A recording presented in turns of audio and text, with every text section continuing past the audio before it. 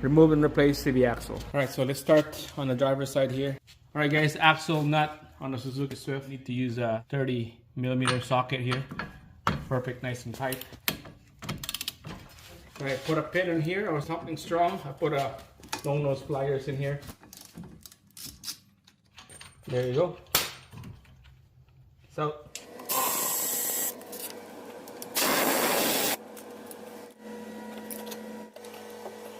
alright, so this rotor has a pilot screw right here. So we're gonna be taking that out. Okay. A little bit of spray of pitching fluid. I just use 13 right here and impact. Press it hard and then this will come out. There you go. But now let her know that she needs rotors and pads. This rotor looks super bad. Alright, so now it's time to take out this nut and bolts on the lower struts right here. I'll just use 11/16s or you could use 17s on the other side. Alright, let's wiggle this knuckle away from the struts here, and look at that, it just pops right out. Let's see if we can pull this axle out. Sometimes it will come out of the boot and then the inner shaft will be still on the transmission. In this case it's still together, but I have a feeling that the whole thing will come out except the inner shaft.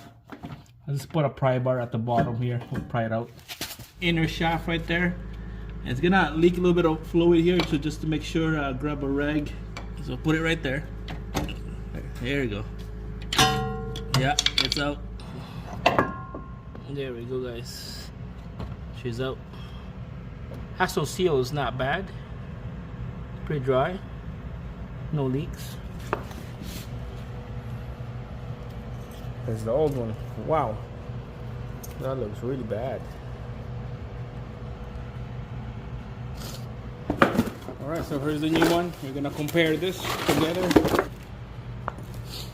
Alright, so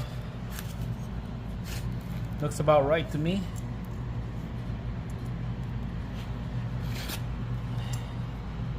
Yep. Looks good to me.